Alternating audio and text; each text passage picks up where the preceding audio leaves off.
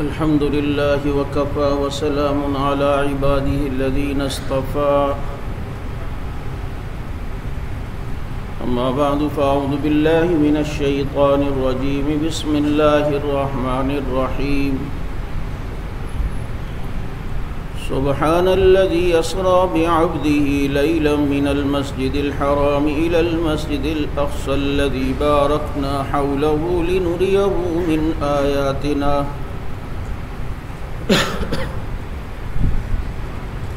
صدق الله مولانا العظيم يا رب صل وسلم دائما أبدا على حبيبك خير الخلق كلهم هو الحبيب الذي ترجى شفاعته لكل هول من الأحوال مقتحم درود پاک.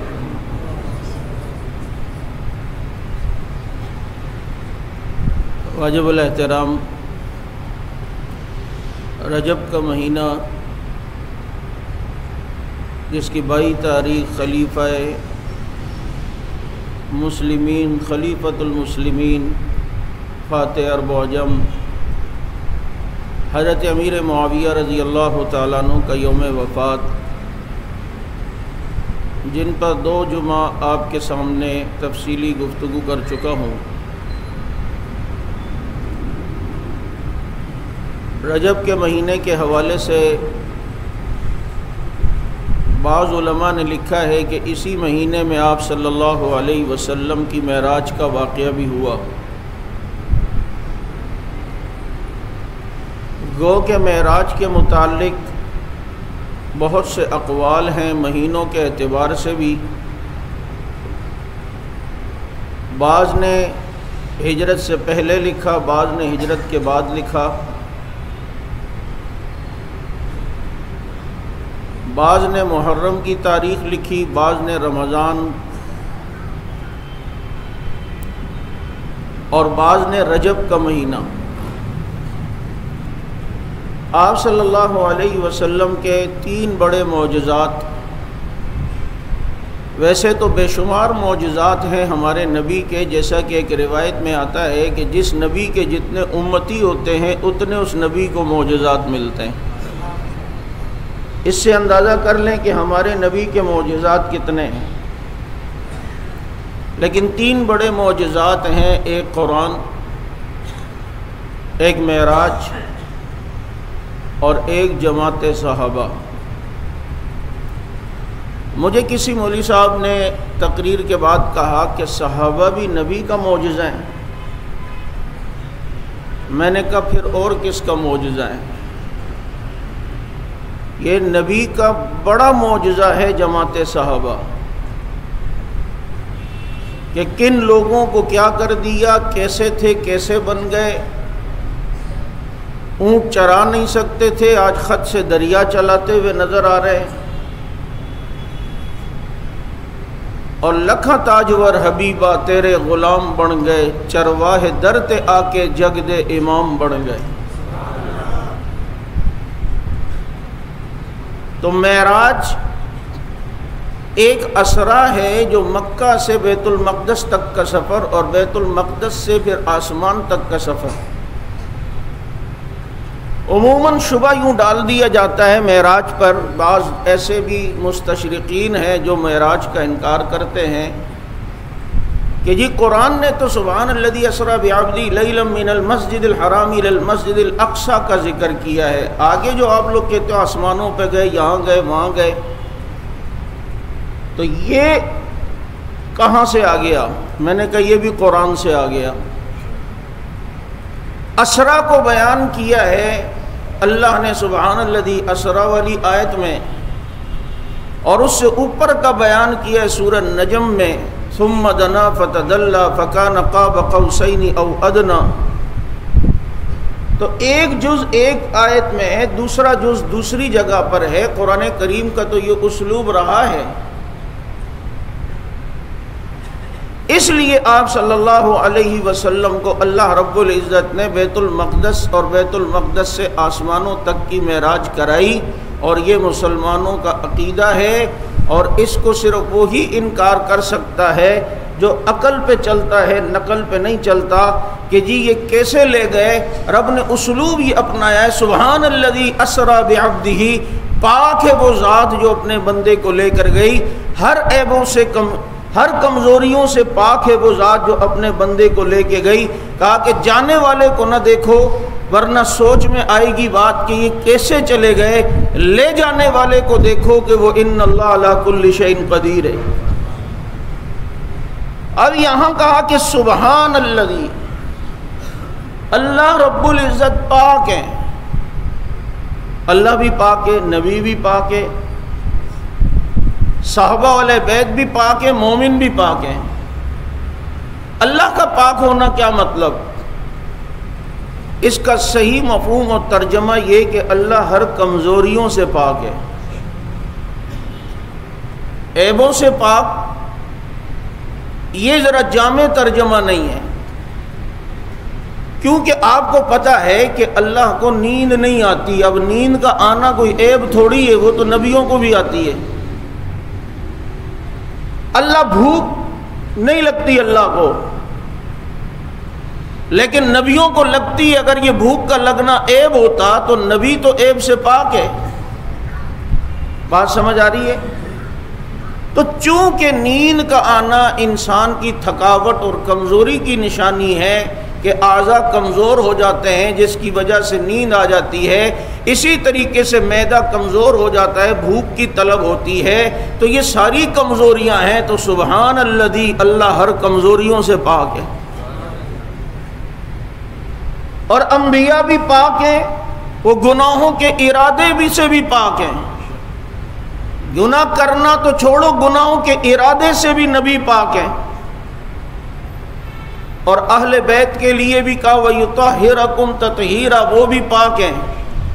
لیکن یاد رکھو اہل بیت پاک ہیں تو قرآن نے صحابہ کو بھی پاک کہا ہے، فِيهِ رِجَالٌ يُحِبُّونَ أَن يَتَطَهَّرُوا۔ اللہ نے قرآن کریم میں یہ اپنا اسلوب اپنایا اور صحابہ کرام کے بارے میں فرمایا یہاں ایسے لوگ بھی ہیں کہ جو پاکی کو پسند کرتے ہیں، چنانچہ وہ بھی پاک ہیں، اہل بیت بھی پاک ہیں۔ اب صحابہ کس چیز سے پاک ہے؟ تو قرآن کہتے ہیں وَكَرَّهَ إِلَيْكُمُ الْكُفْرَ وَالْفُسُوقَ وَالْعِصْيَانَ، وہ ہر قسم کے کفر سے پاک ہیں، ہر قسم کے فسق و فجور سے پاک ہیں، ہر قسم کی اللہ کی ارادتاً نافرمانی سے پاک ہیں، اور ارادے سے اللہ کی نافرمانی نہیں کرتے۔ تو چنانچہ صحابہ بھی پاک ہیں، اہل بیت بھی پاک ہیں، اللہ کمزوریوں سے پاک ہے، انبیاء گناہوں کے ارادے سے بھی پاک ہیں، اور صحابہ گناہوں سے پاک ہیں، گناہوں سے پاک ہیں۔ صفت صحابیت یہ کہ وہ گناہ کو برداشت ہی نہیں کرتا، اگر لگ بھی جائے تو توبہ کے بغیر وہ زندہ رہتا ہی نہیں، اسے چین ہی نہیں آتا۔ آج لوگ کہتے ہیں نا یار صحابہ بھی تو ہماری طرح انسان تھے۔ بھائی انسانیت میں، جنس بشریت میں تو ہماری طرح تھے، لیکن مزاج اور طبیعت میں ہماری طرح نہیں تھے۔ آپ کو پتہ ہے یہ جسم انسان کا مٹی سے بنا ہے، جسم انسان کا مٹی سے بنا ہے۔ اب یہ ہاتھ بھی کس سے بنے؟ یہ جسم کس سے بنا ہے؟ تو یہ آنکھ کس سے بنی ہے؟ بولو، مٹی سے۔ آپ کو میں 10 کلو مٹی کسی بوری میں بھر کے دوں، آپ اسے کندھے پہ اٹھا لو گے یا نہیں اٹھا لو گے؟ بھائی یہ کندھا ہے، یہ بھی مٹی سے بنا ہے، آنکھ بھی مٹی سے بنی ہے، لیکن کندھا یہ مٹی کو برداشت کر رہا ہے، اور 10 کلو 20 کلو مٹی بھی اپنے کندھے پہ آپ اٹھا لیتے ہیں۔ یہ آنکھ بھی تو مٹی سے بنی ہے، کیا اس میں ذرا سی بھی یہ آنکھ میں مٹی چلی جائے تو یہ آنکھ کیا برداشت کرتی ہے؟ فوراً آنکھ چپکنے لگتی ہے، اسے فوراً صفائی کی ضرورت ہوتی ہے، وہ فوراً جو ہے اسے صاف کر دیا جاتا ہے، جبکہ یہ آنکھ بھی تو مٹی سے بنی ہے۔ اور مٹی سے تو بھی بنا ہے، مٹی سے تو صدیق عمر عثمان و علی بھی بنا ہے، میری تیری مثال کندھے والی مٹی کی ہے اور جو اتنے گناہوں کا بوجھ بھی لاد کے برداشت کر لیتی ہے۔ صحابہ کرام اس مٹی کے ہیں جس کی مثال آنکھ کی ہے کہ وہ تھوڑی سی مٹی بھی اپنے اندر برداشت نہیں کرتی۔ اس آنکھ کی یہ صفت ہے، اگر تھوڑی سی دھول لگ بھی جائے وہ برداشت ہی نہیں کرتی جب تک کہ اس سے وہ دھول مٹی کو ختم نہ کر دیا جائے، ہٹا نہ دیا جائے۔ یہی تو ہے، تجھ سے مجھ سے گناہ ہو جائے، میٹھی نیند سو جاتے ہیں، سنا ہو جائے، پھر بھی رب کا رزق کھا رہے ہوتے ہیں۔ اگر ان سے کوئی غلطی ہو جائے، جب تک توبہ نہ کرے انہیں چین آتا ہی نہیں ہے۔ تو مٹی سے تو آپ بھی بنے، یعنی صحابہ بھی بنے، لیکن مٹی سے تو یہ کندھا بھی بنا ہے اور مٹی سے تو آنکھ بھی بنی ہے، لیکن دونوں کے مزاج میں فرق ہے یا نہیں؟ تو یہ فرق ہے بابو میرے اور تیرے مزاج میں اور نبی کے یاروں کے مزاج میں۔ اس لیے صفت صحابیت یہ کہ وہ ذرا سی بھی گناہوں کو برداشت نہیں کر سکتے۔ بشری تقاضے کے تحت اگر ایک ہاتھ سے کچھ ہو بھی جائے تو فوراً توبہ کیتے ہیں اور وہاں سے فوراً توبہ کا اعلان بھی آتا ہے۔ رب انہیں ناپاک ہونے ہی نہیں دیتا، ناپاک ہونے ہی۔ تو اللہ پاک ہے کس سے؟ کمزوریوں سے۔ نبی پاک ہیں، انبیاء پاک ہیں گناہوں کے ارادے سے، صحابہ پاک ہیں گناہوں سے، اور مسلمان بھی پاک ہوتا ہے نا، تو مسلمان پاک ہوتا ہے جنابت سے۔ ایک آدمی پر غسل واجب ہو، مسجد میں کوئی کہے یار یہ ذرا مسجد سے وہ جاؤ، ذرا وہ بٹن بند کر کے، آپ کا کہو گے یار ابھی میں ناپاک ہوں۔ تو عام مسلمان کے لیے جب کہا جائے کہ یہ پاک ہے تو اس سے مراد ہوتا ہے یہ جناب ناپاکی سے پاک ہے، یہ غسل جنابت سے جناب ابھی پاک ہے۔ اسی لیے تو قرآن نے مطلق کہا لا یمسہ الا المطہرون، اس قرآن کو پاکی کے علاوہ ہاتھ نہیں لگانا ہے۔ اب وہ ناپاکی کی دو قسم ہے، حدث اصغر اور حدث اکبر، وہ پھر آپ لمبی تفصیل ہوگی۔ تو اللہ رب العزت ہر کمزوریوں سے پاک، جو اپنے بندے کو لے کے گئی، اور کیسے لے کے گئی؟ یتیم تھے نا، یتیم بھائی بچہ ذرا بولنے لگتا ہے، باپ اسے سفر کرواتا ہے، سیر کرواتا ہے، سواری پہ بٹھاتا ہے، یہ تو یتیم ہے، ان کے تو والد ہی نہیں ہیں، انہیں سفر پہ کون لے کر جائے، سواری پہ کون گھمائے، انہیں سیر کون کرائے؟ رب نے کہا لم یجد کا یتیمن فآوا، محبوب یتیم پایا لیکن ٹھکانہ بھی دیا ہے، وللآخرۃ خیر لک من الاولی، تیرے بعد کو پہلے والے سے ہم بہتر سے بہتر بناتے جائیں گے۔ آپ یتیم ہیں فآوا، لیکن رب نے اس یتیمی کا مداوع بھی کرنا ہے۔ اگر آج تجھے کوئی گھمانے والا نہیں، سواری پہ سیر کروانے والا نہیں، اور دنیا کی سیر کروانے والا نہیں، تو کیا ہوا؟ دنیا کے بچے جن کے والدین انہیں سواری پہ سوار کرتے ہیں، کس پر؟ اونٹ پر سوار کر لیں گے، گھوڑے پہ سوار کر لیں گے، یا کار پہ سوار کر لیں گے، اور جب گھمانے لے کے جائیں گے تو کہاں؟ او یار لے گئے کاغان، پہاڑوں سے گزارتے ہوئے لے گئے، اور جناب لے گئے ادھر ریگستان تو بیابانوں سے گزارتے ہوئے لے گئے۔ اور تیرے سفر جب ہوتا ہے تو تیرے سفر کے اندر وادیاں گزرتی ہیں، تیرے سفر کے اندر پہاڑ گزرتے ہیں، تو کراس کرتا ہے، دریاؤں کو کراس کرتا ہے۔ اے نبی تو یتیم، لیکن تجھے سواری کرانے والا کوئی نہیں، تو رب تیرے لیے جنت کی سواری کا انتظام کرے گا، اور تیرے گرد سفر میں پہاڑ اور ندی نالے نہیں آئیں گے، تیرے گرد سفر میں رب کے آسمان آئیں گے، بیت المعمور آئے گا، سدرۃ المنتہا آئے گا، تیرا سفر ہوتے ہوتے خدا کا عرش بھی کراس کر جائے گا۔ یہ سب تیرے گرد سفر ہیں اور عرش پہ بیٹھے ہیں۔ ہائے ہائے آفاق تیرے سامعین، عرش منبر تیرا عرش بری، آفاق تیرے سامعین۔ جملے پہ غور کرو یار، ادھر لکڑی کے منبر پہ بیٹھ کے لوگوں کے سامنے خطاب ہوتا ہے، اور آمنہ کے یتیم کا منبر خدا کا عرش ہے، اور التحیاتو کی صدائیں لگ رہی ہیں، نیچے ساری مخلوق ہے، عرش بری تیرا منبر ہے، اور یہ سارے آفاق کو رب نے تیرے سامعین بنا دیا۔ اب سفر کا ارادہ ہے۔ میں کہا کرتا ہوں نا، نبی سو رہے ہیں ام ہانی رضی اللہ تعالیٰ عنہ کے گھر، یا آپ باب فہد سے جب داخل ہوتے ہیں بیت اللہ میں تو داخل ہو کے دائیں طرف ایک جگہ آتی ہے، یہ وہ جگہ ہے جہاں بتاتے ہیں یہاں سے حضور معراج پر گئے، اور سو رہے ہیں، جبریل آ گئے براق لے کر۔ اب اٹھائیں تو یوں کر کے تو نہیں اٹھا سکتے، آواز دے کے تو نہیں اٹھا سکتے۔ ادب کا تقاضا یہ ہے کہ جبریل نے نبی کی تلیوں پہ بوسہ دیا، آنکھ کھل گئی۔ مجھ سے یہ جملہ نہیں بولا جاتا کہ بیدار ہو گئے، بھائی وہ غافل ہی کب تھے، بیدار ہو گئے یہ لفظ نہیں بولا جاتا،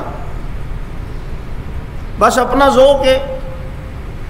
ایک یہ لفظ نہیں بولا جاتا مجھ سے کہ یہ نبی کا جھوٹا صحابہ نے پیا، بھائی جھوٹا کا لفظ بول سکتے ہیں، یہ جائز ناجائز نہیں ہے، جھوٹا عرف کے اندر بچے ہوئے پانی کو کہتے ہیں، لیکن میرا مزاج ہے کہ مجھ سے نہیں بولا جاتا، میں کہتا ہوں نبی کا بچا ہوا پانی صحابہ نے پیا ہے۔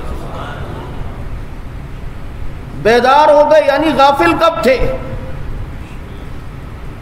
اگر وہ غافل ہوتے تو سونے سے وضو ٹوٹ جاتا، لیکن نبی کا سونے سے وضو نہیں ٹوٹتا۔ میرے ہاتھ پہ تسبیح دیکھ کر کسی نے کہا کیا ہے؟ میں نے کہا مذکرہ۔ کہتے کیا مطلب؟ میں نے کہا بھول جاتا ہوں تو یہ رب یاد دلا دیتی ہے۔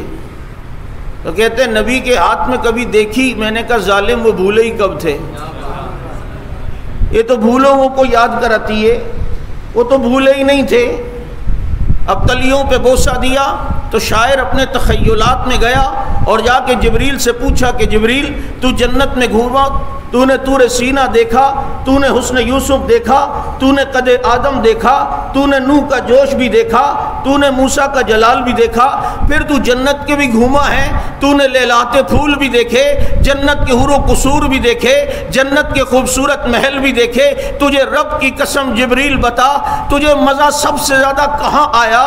کہ جب تو جنت کی نہروں کے پاس تھا اس وقت، یا جنت کے محل کے دروازے پہ تھا اس وقت، یا جنت کے خوشوں کے پاس تھا اس وقت؟ تو جبریل کہتا ہے نہ جنت میں نہ جنت کی گلیوں میں پایا مزہ جو محمد کی تلیوں میں پایا۔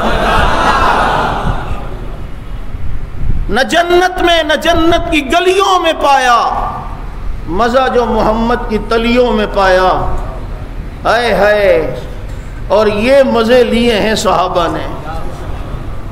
کس نے؟ صحابہ نے۔ کیسے تیر لگا ایک صحابی کو، سامنے دیکھا نبی ہے، تمنا ہے نبی کے قدموں میں جان دوں، کرولنگ کرتے کرتے گئے اور اپنا چہرہ نبی کی تلیوں پہ ملتے ملتے جان جانے آفری کے سپرد کرتے ہوئے زبان حال سے یہ کہہ گئے تیری معراج تو لوح قلم تک پہنچا، میری معراج میں محمد کے قدم تک پہنچا۔ یہاں سے چلیں، براق پہ بیٹھنے لگے نا تو براق کو ذرا شیخی آئی، ذرا جھوما، آئے ہائے نبی بیٹھے ہیں مجھ پر۔ نبی کسی سواری پہ سوار ہو جائیں یہ تو سواری کی خوش نصیبی ہے نا بھائی۔ پھر وہ سواری سب سے آگے نکل، یہ سارے براقوں کا سردار یہ والا براق ہے جس پہ نبی بیٹھے ہیں۔ نہیں سمجھ آئی؟ حلیمہ سعدیہ کی اٹھنی کتنی کمزور تھی، بچے لے کر لوگ چلے بھی گئے، یہ بعد میں پہنچی ہیں، اور جب نکلی ہیں تو سب کو کراس کر گئی کیونکہ قدم مصطفیٰ کے تھے۔ جہاں قدم لگے وہ پیچھے نہیں رہتا، وہ آگے جاتا ہے، چاہے وہ براق پہ لگیں تو وہ آگے، اونٹنی پہ لگیں تو وہ آگے، ہجرت میں صدیق پہ لگے تو وہ سب سے آگے۔ پھر صدیق کا بھی مقابلہ کوئی نہیں کر سکتا۔ پھر عمر جیسے بھی بہت تمنا کرتے کہ کاش آج میں بڑھ جاؤں گا، آج آگے ہو جاؤں گا، آج آگے ہو جاؤں گا، نہیں، اس سے آگے کوئی نہیں ہوتا۔ یہ بلا فصل رہے گا نبی کے ساتھ، انعم اللہ علیہم من النبیین والصدیقین، جس کو نبی کے ساتھ رب نے جوڑ دیا ہو، بھلا اس کا مقابلہ کون کر سکتا ہے؟ اللہ کے نبی صلی اللہ علیہ وسلم چلے بیت المقدس پہنچے۔ اب بیت المقدس میں پہنچنے کی راز کیا آپ کو پتہ ہے؟ قرآن کریم نے بنی اسرائیل کے متعلق کہا کہ ہم نے تمہیں دنیا کی حکومت دی، سرداری بنی اسرائیل کے پاس تھی، وَأَنِّي فَضَّلْتُكُمْ عَلَى الْعَالَمِينَ۔ اب یہ سرداری بنی اسرائیل، ہمارے نبی پیدا ہوئے بنو اسماعیل میں، اب اس بنی اسرائیل کا قبلہ بیت المقدس تھا، اس بیت المقدس میں نبی کو امامت کروا کر اب کوئی کسی مسجد پر آ جائے اور اب مسجد کا امام اب وہ ہو جائے تو پچھلے امام صاحب اب گئے، اب ان سے وہ قیادت اور سیادت گئی۔ بیت المقدس میں لانے کا مقصد یہ کہ دنیا کو بتانا تھا کہ بنو اسماعیل کا قبلہ تو بیت اللہ ہے اور وہ تو ہے ہی نبی کا، لیکن اب باقی سرداری کو بھی ختم کیا جاتا ہے۔ اب بیت المقدس میں نبی کو امام بنا کر رب نے بتا دیا کہ بنی اسرائیل کی سیادت و قیادت ختم ہو گئی ہے، اب محمد کے ذریعے رب نے بنو اسماعیل کو قیادت دے دی ہے، اب بنی اسماعیل کی قیادت ہے۔ اور پھر میرے نبی نے سارے نبیوں کی نماز پڑھائی، یہ سارے واقعات آپ نے سنے، لیکن ہم واقعات سے کچھ نئی چیزوں کی کوشش کرتے ہیں کہ دیں، اور آپ سمجھنے کی کوشش بھی کرتے ہیں ماشاءاللہ، اور آج زیادہ سمجھنے کی کوشش کریں گے۔ آپ کی برکت، سبحان اللہ سے کچھ بول رہا ہوں، ورنہ بہت تھکا ہوا ہوں۔ آج ابھی سفر سے ڈائریکٹ ایئرپورٹ سے سیدھا یہاں آیا، کنونشن سینٹر اسلام آباد میں ہونے والا علماء کنونشن، اللہ تعالیٰ نے کیسا کامیاب کیا۔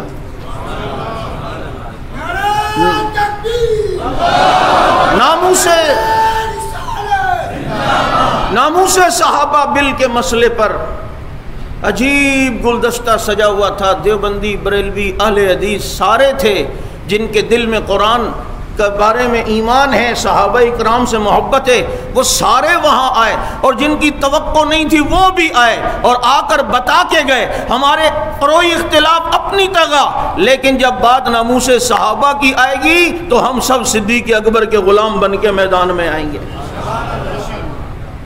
اور اب صحابہ کے دشمن کے بڑے پیٹ میں مروڑ اٹھ رہے ہیں اور بڑی تکلیف میں اور بڑا پریشان ہے کہ یہ کیا ہو گیا، یہ تو سب جڑ گئے۔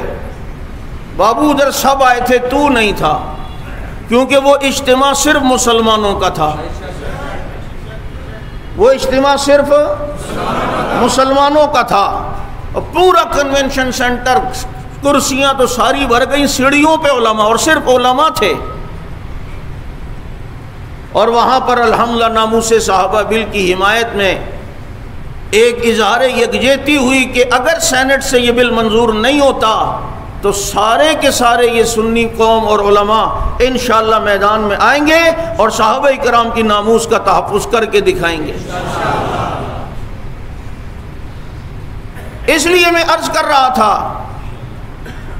کہ یہ قبلہ بیت المقدس مسلمانوں کا، یہ مسلمانوں کا قبلہ بھی یہی تھا، پھر بیت اللہ اللہ نے بنا دیا۔ آج یہ بنی اسرائیل سے سیادت اور قیادت لے کر بنی اسماعیل کو دی جا رہی ہے، اور یہ بنو اسماعیل کو دے کر بتایا جا رہا ہے کہ اب وہ آ گیا۔ جب وہ آ گیا تو پھر کسی کی سیادت نہیں چلتی، پھر کسی کی قیادت نہیں چلتی، بلکہ کسی کا کچھ بھی نہیں چلتا۔ کیا سب کو اپنے اپنے حسن پہ ناز نہیں تھا؟ چاند کو اپنے حسن پہ ناز نہیں تھا؟ سورج کو اپنی درخشانی پہ ناز نہیں تھا؟ رات کو اپنی تاریکی پہ ناز نہیں تھا؟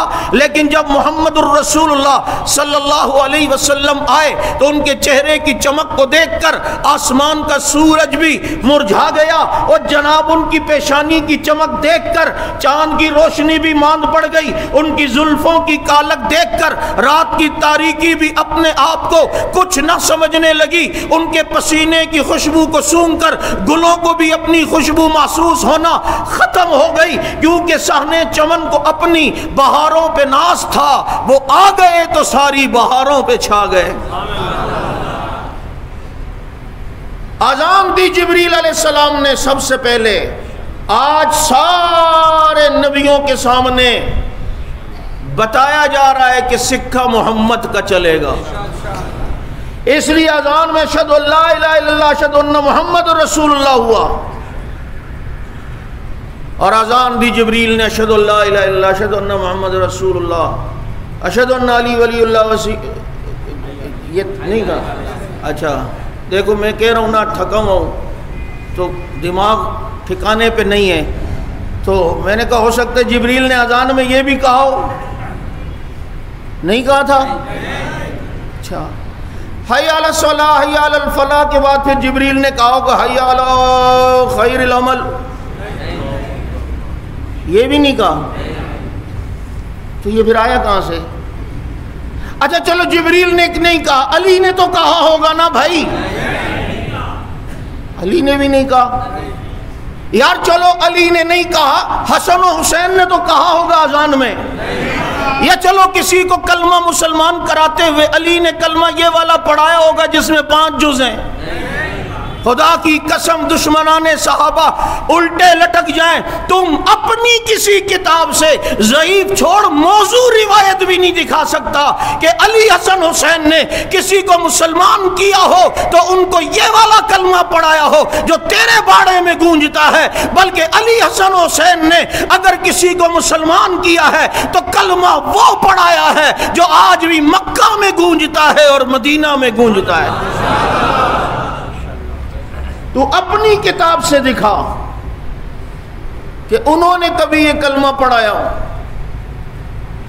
پھر کہتے جی وہ الصلاۃ خیر من النوم بھی تو تم لوگوں نے اضافہ کیا، جاہل بٹا جاہل۔ یہ تو نبی کے دور میں حضرت بلال نے کہا، نبی نے اسے پسند کیا، منع نہیں کیا، اور نبی کسی کام کو ہوتا ہوا دیکھیں اور اس پر سکوت اختیار کریں، اسے تقریرات نبی کہتے ہیں، اور حدیث کی تعریف یہ ہے قول نبی فعل نبی تقریرات نبی، اور تقریرات نبی اس کو کہتے ہیں نبی کسی کام کو دیکھیں اس سے منع نہ کریں تو دلیل ہے کہ یہ کام بھی نبی کو پسند ہے۔ تو جب حضرت بلال نے یہ کہا، نبی کو پسند آیا، منع نہیں کیا، اور پھر نبی کے زمانے میں بھی چلتا رہا، یہ بعد کی پیداوار نہیں۔ الصلاۃ خیر من النوم یہ اذان فجر میں اگر ہوا ہے تو رسول اللہ کے سامنے ہوا ہے، کیونکہ سامنے والا جو ہے نا وہ دھوکہ دیتا ہے۔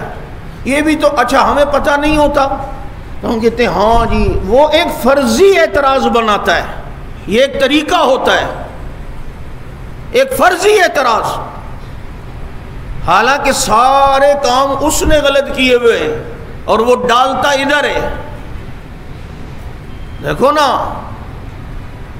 تبرہ صحابہ پہ وہ کرے اور قانون کی خلاف ورزی بھی وہ کرے۔ چھوڑو میں کسی اور موضوع پہ چلا جاؤں گا۔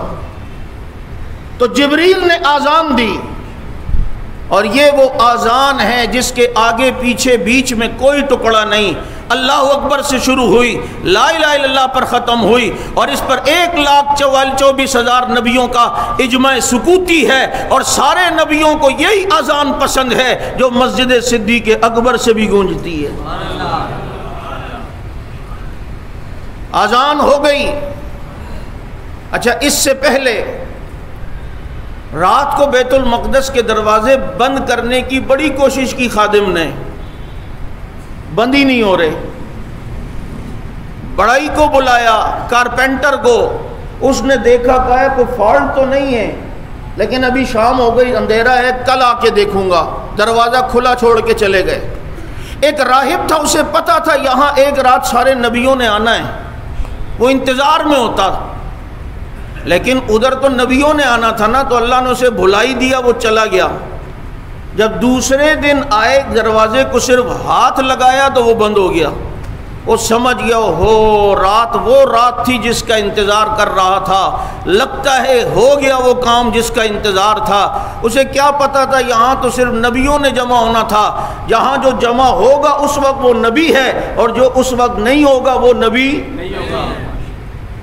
اسی لیے مرزائیوں سے پوچھو، مرزائیوں جب مرزائی تم سے یہ کہے نا قادیانی کہ نبی کی تعریف کرو، ڈیفینیشن کرو، نبی کی کیا تعریف ہے، تو اسے یہ نہ کہنا نبی اس انسان کو کہا جاتا ہے جس کی طرف سے جس کے پاس رب کی طرف سے وحی آتی ہے۔